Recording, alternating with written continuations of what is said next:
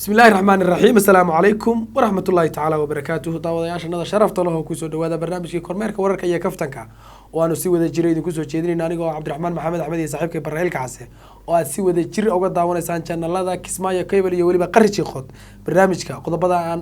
galabta idinku soo bandhigayno waxa kamid ah Puntland madaxweynaha maamul goboleedka Soomaaliyeed ee Puntland oo ka hadlay xaaladda dawladda federaalka iyo Jubbaland iyo waliba al-shabaab oo leeyay dadka qaar bay lacag u diraan talo maxay ka maagan yihiin ma garanayne khayra iyo Washington xaaladooda xagee maraysaa anfartii oo arrin cusub soo bandhigtay maxkamadda ICJ waa qoladii badda faraha ku haysay oo iyagana war cusub soo saaray inta iyo meelihii kale laga shabaano idin dul marayna laakiin haddaan qodobka ugu horeeyo dul istaago madaxweynaha maamul goboleedka Soomaaliyeed ee Puntland Abdalla Saciid Abdullahi Dani dawladda Puntland ma laha dawladda hooyada federaalka Puntland uu hadlay oo Kismaayo iyo Muqdisho wixii u dhaxeeyay ka hadlay bal inoo leex waa maasanta avocado hadii aan ku bilowno qodobka ugu horeeya barnaamijka kormeerka wararka iyo kaftanka way daawadayaashu ka daawanayaan ama ka daawan karaan mar walba channelada kala Kismaayo Cable iyo Qarrichi Qod madaxweynaha Puntland horta madaxweynaha Puntland wuxuu kamid ahaa wafdiga ka qayb galay caafimaadka madaxweynaha Jubbaland waa uu ka haray wafdi kale oo daraad baxday soo shalo baxay shalay buu Kismaayo ka dhoofay Garowe aad baa lagu soo dhaweeyay Garowe markuu tagay madaxweynaha Puntland wuu hadlay wuxuu ka hadlay khilaafka Jubbaland iyo dawladda federaalka u dhaxeeya madaxweynaha Puntland baa wuxuu sheegay in Puntland ay mar walba u taagan tahay sidii dalka Soomaaliyeed uu u noqon lahaa dal hore u socdo wuxuu sheegay in dhammaan maamul goboleedyada dalka ay Puntland host garab taagan tahay wuxuuna sheegay in Puntland ay door muhiim ah ka qaadan doonto in xal loo raadiyo khilaafka dawladda federaalka iyo maamulka Jubbaland madaxweynuhu wuxuu sheegay marka in Puntland ay ka odayn doonto arinta Jubbaland iyo dawladda federaalka u dhaxaysa ee khilaafka taasi oo ka dhalatay doorashadii ka dhacday 22 August ee sanadkan magaalada Kismaayo ee xarunta kumeel gaarka ah ee maamulka Jubbaland wuxuu soo hadal qaaday xildhibaan xidig iyo ugaaseraar ama xubaan seraar oo sheegay in ay magaalada Kismaayo dhinac ka joogaan laakiin hadda aysan iyagu hadda dawladda federaalka iyo midka Jubbaland u dhaxeeya aysan la mid ahayn laakiin waxoodu yahay wax iska yar oo iska raqiis ah oo si fudud loo dhameyn karo dhanka dawladda federaalka iyo khilaafka Jubbaland wuxuu sheegay in ay dhameyn doonaan Puntland ay ka odayn doonto arintaasina ay dadaalkeeda gali doonaan qodobka xiga Cabdiraxmaan Avocado qodobka xigay waa nimankii inkaarta qabay shalay waan iska daa kulahay fiiri waxaan ku sheegay hal baan ku weydiin haddii intii lagu soo waco lacag lagu soo geliyo mobile M-Pesa oo lagu dhaho lacagtaas kafankaaga ku sii gado maalmaha soo socda dhimanaysaa ka war maxaa lahayd horta dhiciba mayso uma malayn oo arrin hadda M-Pesa ka dhici laakiin EVC Plus iyo baalahaasi meel ay mamnuuc hadii la igu soo duri lahaa oo la idhi lahaa horta lacagtaas nul baan ka dhigan lahaa carari lahaa nafeerada ugu aamintahay meel alla meesha ku gaari lagu fakan lahaa waayo nin loo digay hadda marka nimankii baa la yidhi dadka ka faru diraan bal say wax yidheen shalay waxaan falanqayntii barnaamijkeena ku jirtay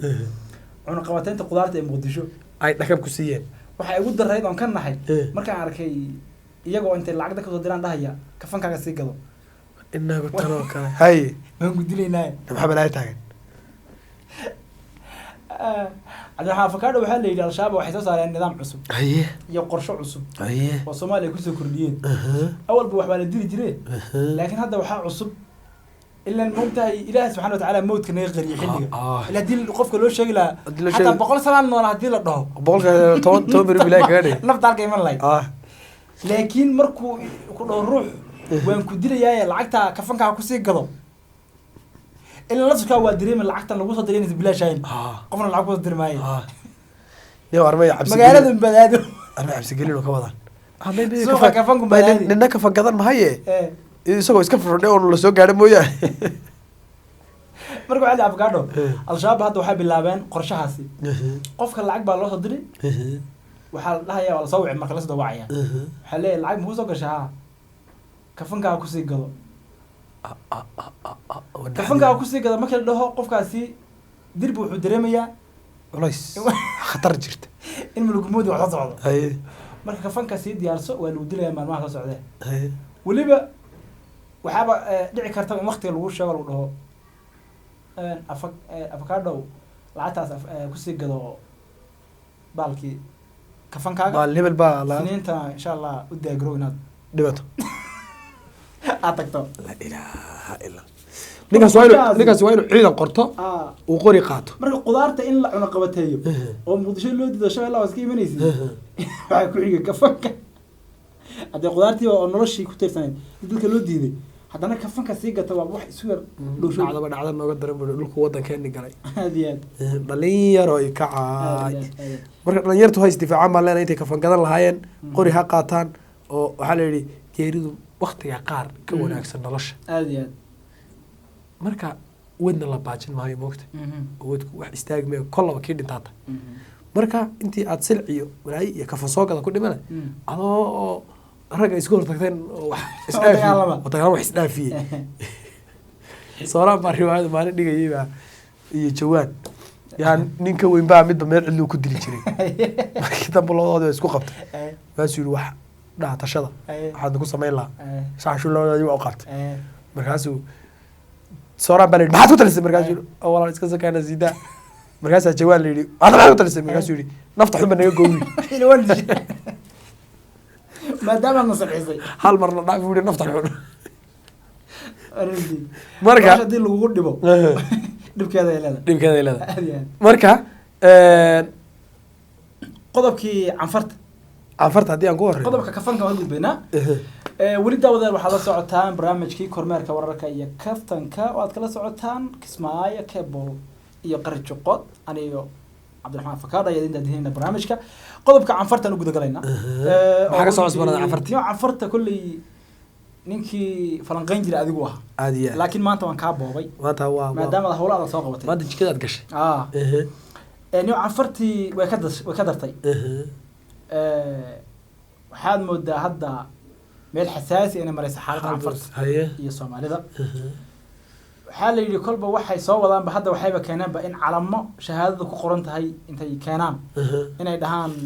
new booliskii nala dagaalamaya ee deegaanka soomaalida kasoo jeeday yaan ku qaqabanayo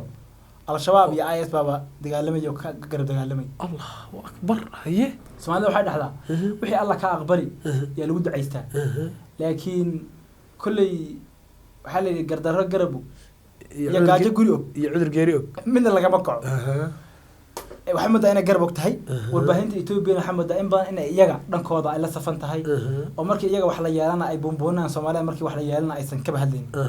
laakiin caalamkuna waa u jeedaa ummadda Soomaaliyeedna waa aragtaa si ay wax u socoto Ethiopia waxaan leenahay tallaabooyinka noocaas kale taa inay ka fogaataan aadiya marka waxaa la yidhi arrintaas sameeyeen isku dhacyadiina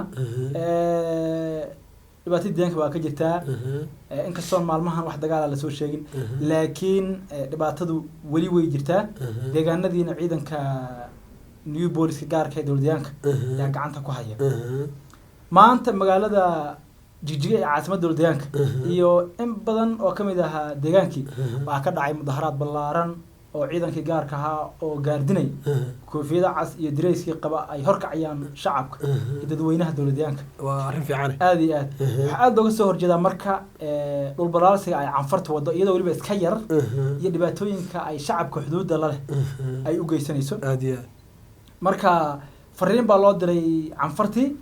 iyo weliba dowladda Ethiopia fariinta ay muujinayso shacabka markuu mudaharaadayo fariin buu diraya fariintaasi oo ka turjumaysa dareenka shacabka markaasi waxa ay tabayaan ama waxa markaasi ka maqan ama waxa lagu hayo aadiya waxay marka fariinta shacabka ay direen ay ahayd Ethiopia inay ogaato dhibaatada canfarta ay wado canfartana runta ay loo sheego ciidanka dowladaankana waxay sheegeen in dowladyaanka dhulkiisa ay difaaci doonaan oo aysan u ogoleen taag ka mid ah in cid ay ku xadgudubto sidoo kale madaxweynihii dowladyaanka iyo wafdi hogaaminaya ayaa tagay magaalada Addis Ababa dalka Ethiopia caasimadiisa halkaasi wafdigiisa iyo wafdi canfarta ka socday iyo ra'iisul wasaaraha Ethiopia kulan ku yeeshay kulankaasi marka waxaa looga hadlay sida loo dejin karo xiisadda ama rabshadaha u dhaxeeya canfarta iyo Soomaalida kulankii waa la soo gabagabeeyay waxaan ugu dambeyntii la isku raacay in rabshadahaasi la xaliyo oo la soo gabagabeeyo dhibaatadan halkaasi lagu soo afjaro marka waxay moodaa canfartu inay tahay gardarro garab og warbaahintan Ethiopia ay noqotay ushii Soomaalida lagu garaaci lahaa laakiin Soomaalidu ma ahan dad gunnimo iyo qaata iyo waliba gumaysi gaajo iyo ka doorbidayaan hawshaas iyo dhereg ku noolaadaan gunnimo iyo waliba gumaysi hawshaas iyo wixii ka soo kordhaba dabcan waan la soo wadaagaynaa